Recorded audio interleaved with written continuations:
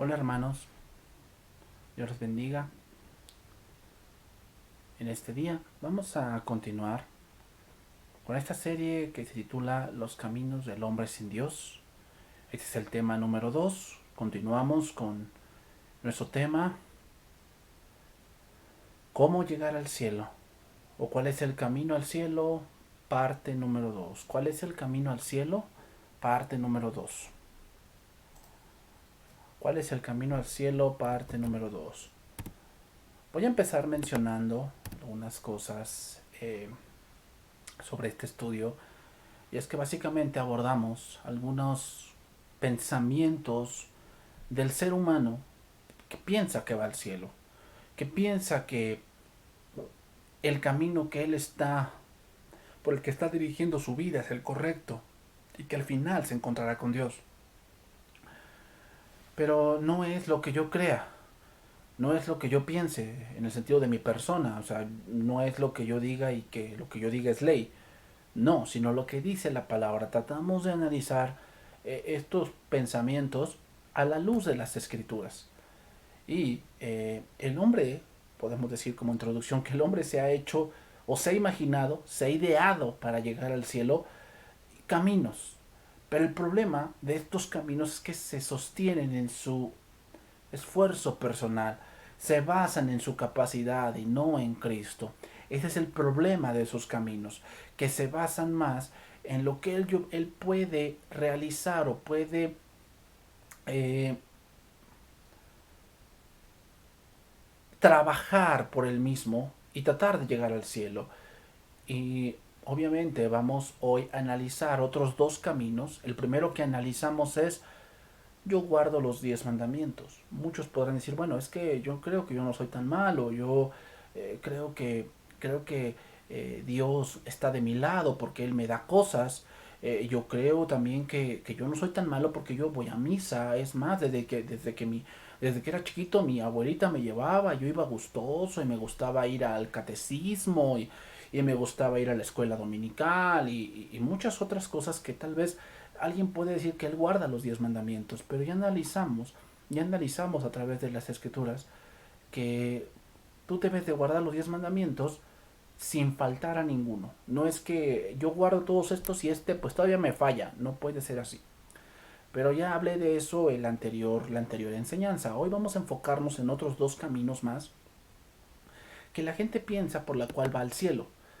El primer camino, o el segundo camino en este caso, porque el primero es guardo los 10 mandamientos, este segundo camino se titula Soy mejor que mis vecinos. Muchos piensan de esa manera, piensan que son mejores que alguien, ¿verdad? Y es típico del ser humano compararse con alguien más. Es típico cuando a alguien se le dice, oye, tú estás haciendo esto, oye, tú no estás haciendo estas cosas. Algunos siempre dicen, o la mayoría dicen, es que a comparación de este, no, yo soy un santo, yo de verdad hago más que fulano, hago más que sutano. Y que según él, según nuestro pensamiento humano, este es peor que yo, este es peor que yo soy mejor que él, yo soy mejor que este.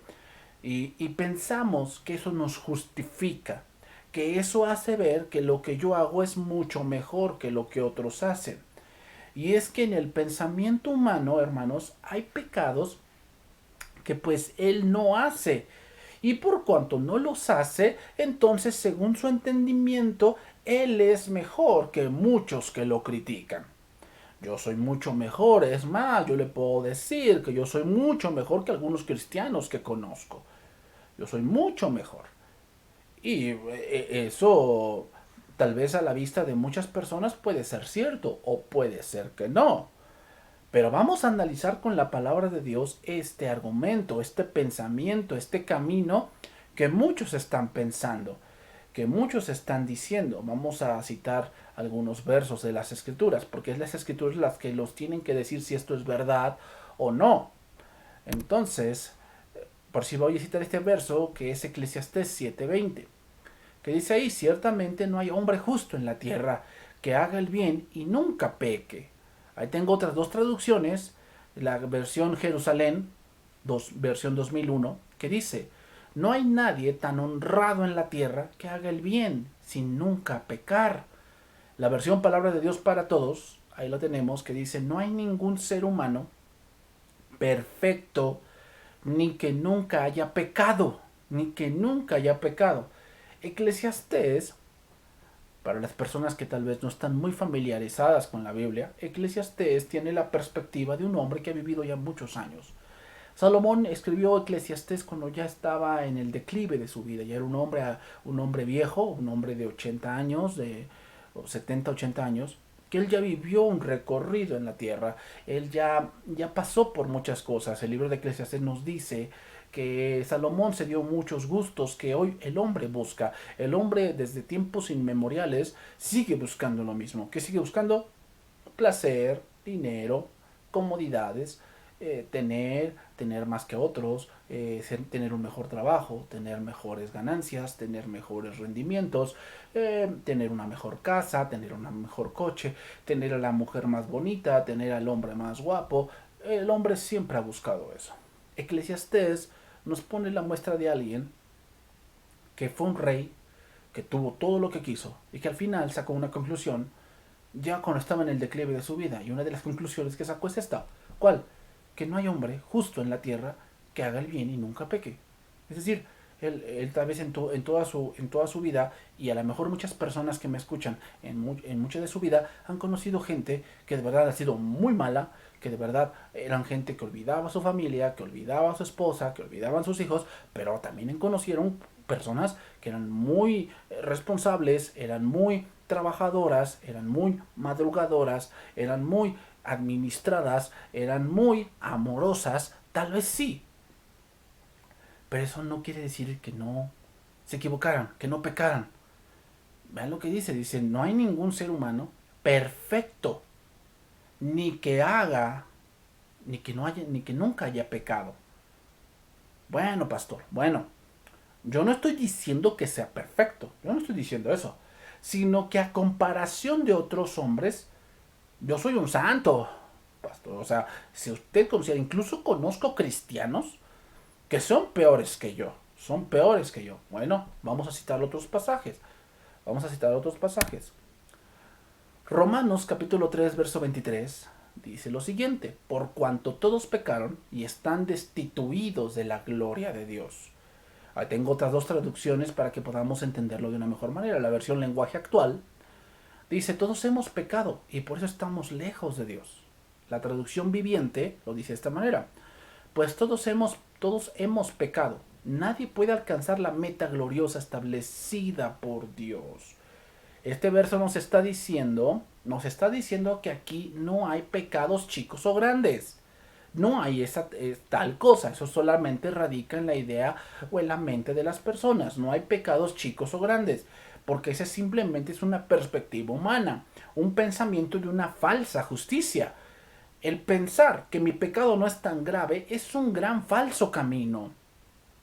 Para Dios no hay pecados chicos o grandes. Para Dios es pecaste o no pecaste.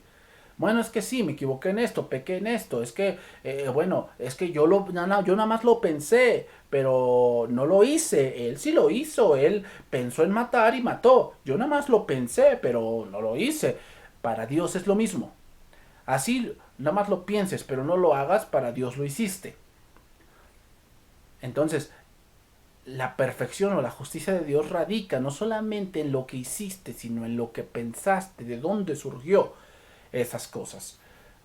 O sea, para Dios, la justicia de Dios no radica en lo que hiciste, porque esa es la justicia humana. Por eso dicen que la ley humana es ciega. ¿Por qué? Porque hasta que no se demuestre, no va a haber un juicio. Es decir, no podemos juzgar a alguien de algo que no podemos comprobar.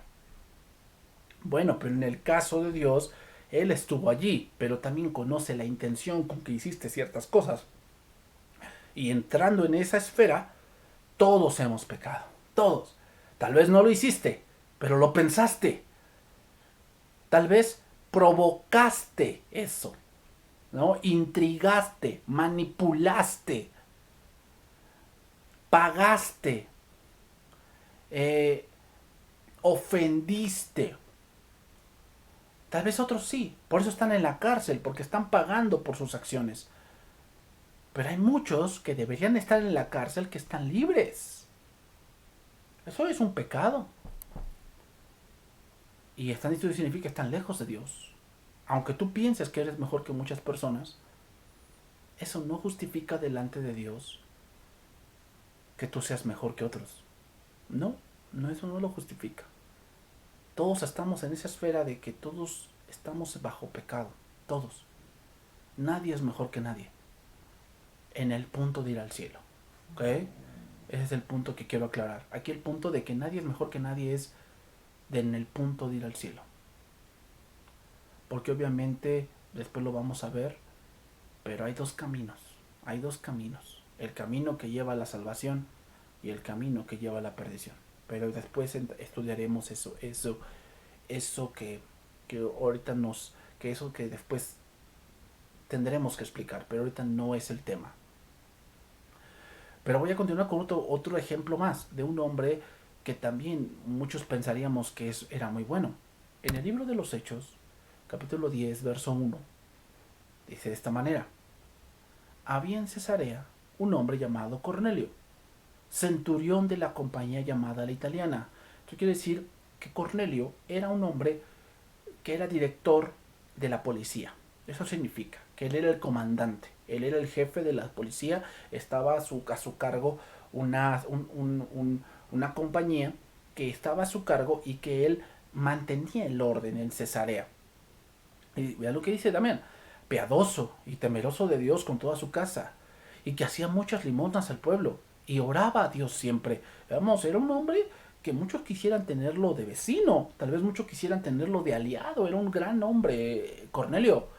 Eh, Era un hombre que de verdad no buscaba la tranza, no buscaba el cohecho, era un hombre de verdad que buscaba la justicia. Cuando dice ahí que era piadoso, significa que era un hombre que de verdad buscaba la justicia de los pobres.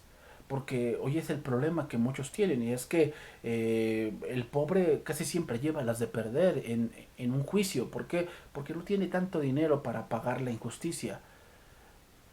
Aquí muchos dicen, bueno, el que obtiene justicia es el que puede pagarla, pero más bien lo que paga es la injusticia, es lo que paga. ¿Por qué? Porque jamás será justo algo pagado por dinero, sino que este Cornelio era un hombre que de verdad buscaba la justicia, hacerle justicia a aquel que lo necesitaba, a aquel que no tenía nada que ofrecer.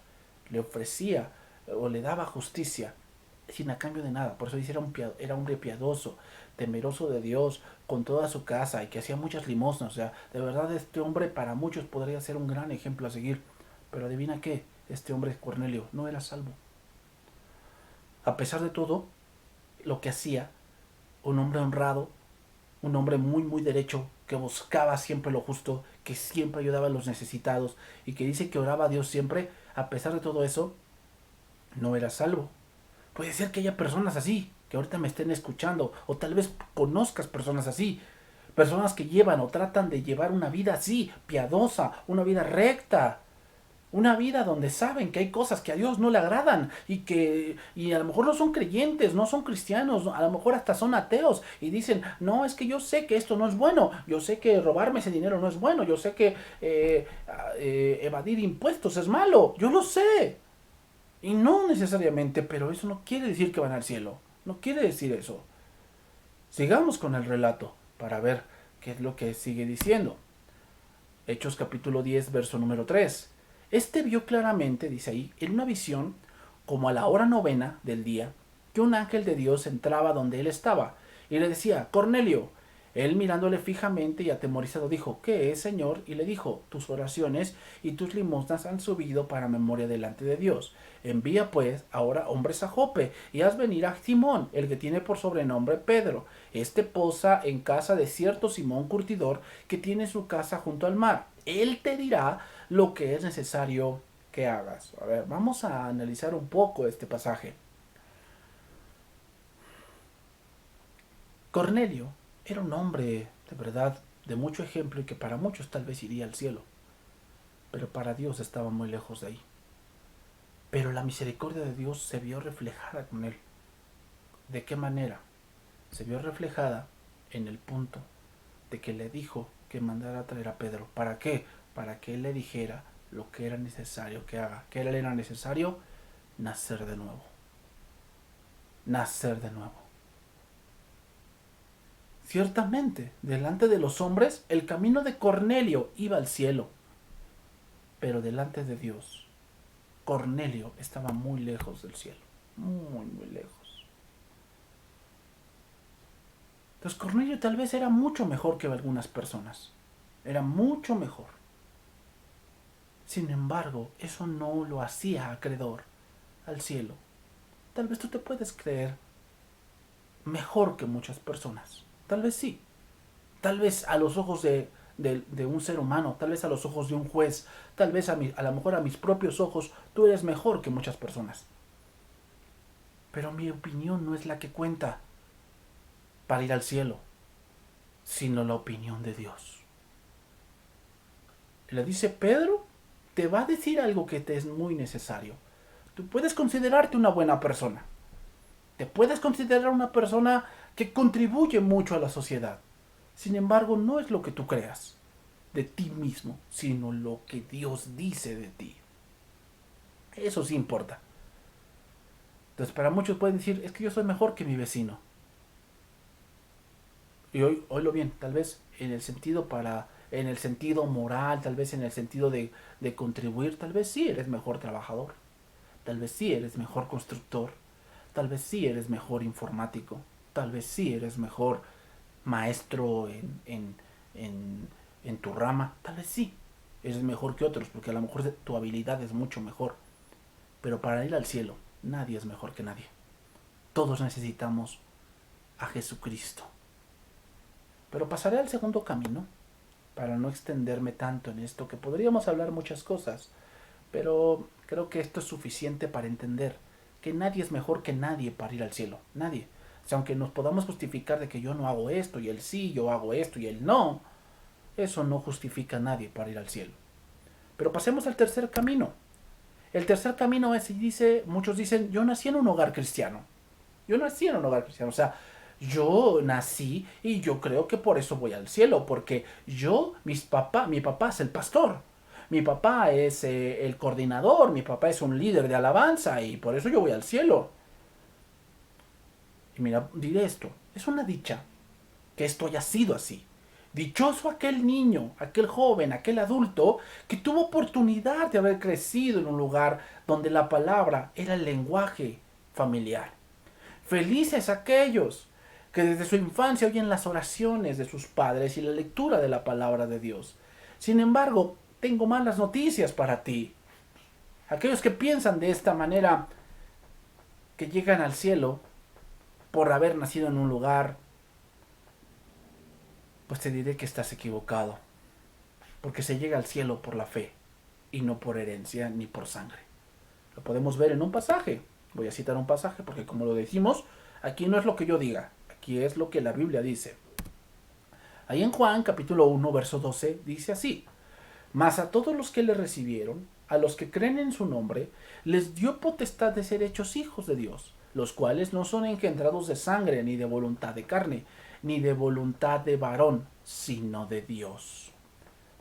Aquí recibir tiene la connotación de tener fe. Dice ahí más, a todos los que le recibieron, a los que creen en su nombre, tiene connotación de fe, de recibir el Evangelio. Y no solo haber nacido en un lugar específico, no solo ser hijos de padres que asisten a cierto lugar. Eso no salva a nadie. Y veamos, el verso nos dice que somos hijos de Dios no por sangre, dice ahí, los cuales no son engendrados de sangre ni de voluntad de carne. Es decir, no fue algo que decidieron tus padres en el sentido de decir, vamos a planear nuestra familia y nos casamos hoy y dentro de 2 años tenemos nuestro primer hijo y ahí planearon, eso significa voluntad de carne, es decir, planearon que tal vez su hijo nacería en 2 años más adelante de su casamiento y así pasó por la voluntad de Dios. Y quiere decir que ese niño que nació se va a ir al cielo en el sentido de que obtuvo la salvación por herencia, ya es un muchacho y va a ir al cielo. No es cierto. Ahí dice, los cuales no son engendrados de sangre, ni de voluntad de carne, ni de voluntad de varón, dice, sino de Dios.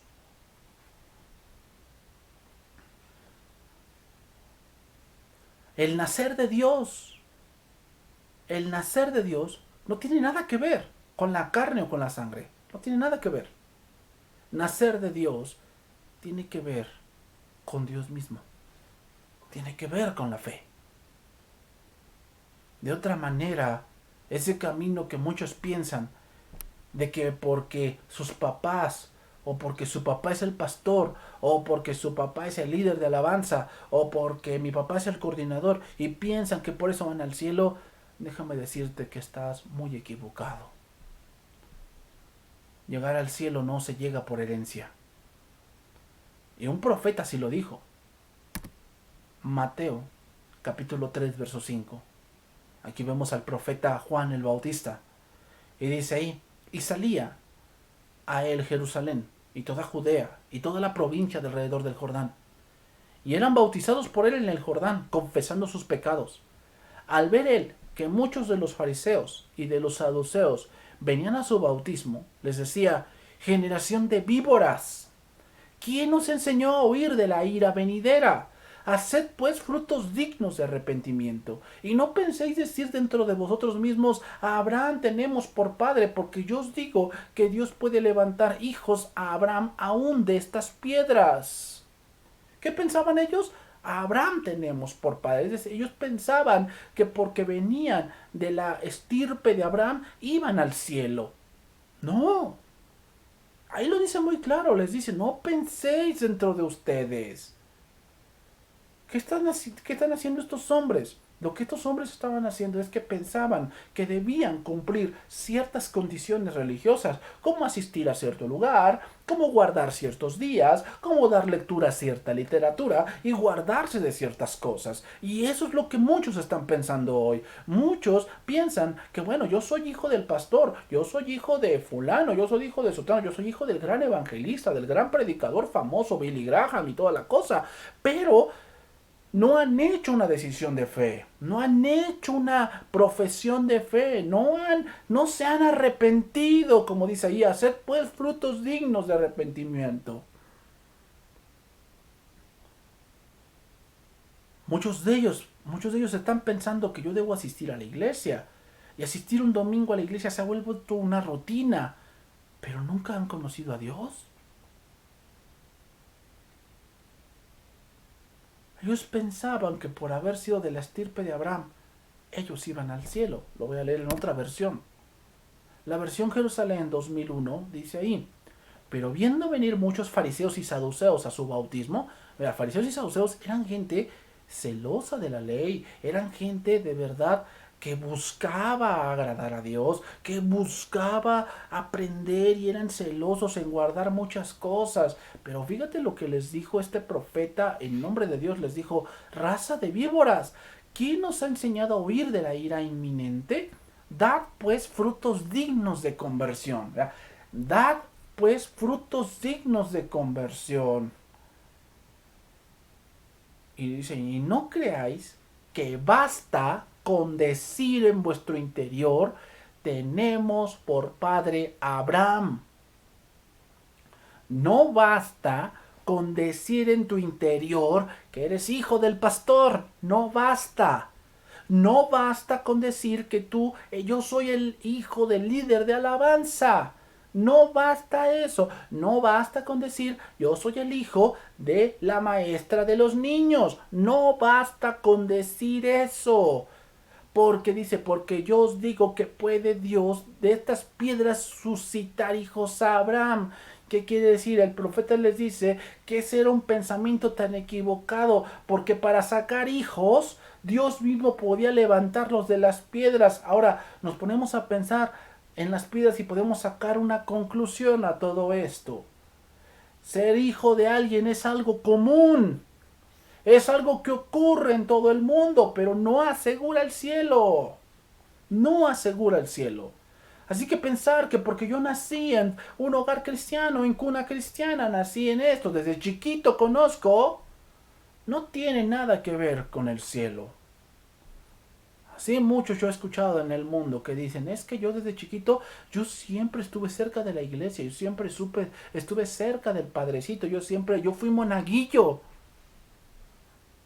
Yo fui aquel que le pasaba el incienso, yo era aquel que recogía las ofrendas, yo era aquel que tocaba la guitarra, yo era aquel que le pasaba el micrófono al pastor, yo era aquel que barría la esplanada, yo era aquel que pintaba.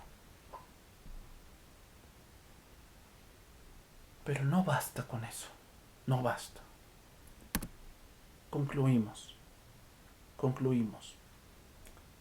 La única manera de llegar al cielo, el camino correcto, es el arrepentimiento. Pero ese será un camino que abordaremos en otro estudio. Pero si en este momento estás pensando que porque tu papá es el pastor, que porque tu papá es ministro dentro de alguna congregación, es tiempo, yo creo, que reflexiones. A lo mejor tú estás pensando que tú eres mejor que otros, que porque tú no vas a beber y todos los demás beben, que porque tú nunca fumas y los demás fuman, piensas que tú eres mejor. Tal vez en un punto de salud lo eres, pero en un punto de ir al cielo no lo eres. Si no te has arrepentido y no crees en Jesucristo, tu destino será el mismo que aquellos que fuman. Tu destino será el mismo que aquellos que beben. Tu destino será el mismo que aquellos que andan en fornicación. ¿Por qué? Porque la única manera de llegar al cielo es por Jesucristo. No hay otra manera. El único que puede salvar es Jesucristo. Y no tus padres. No lo que tú creas. No lo que tú pienses. Esa es la única manera en que vas a llegar al cielo. Si quieres estar allí por toda la eternidad. Dios te bendiga. Nos vemos en el próximo estudio. Bendiciones.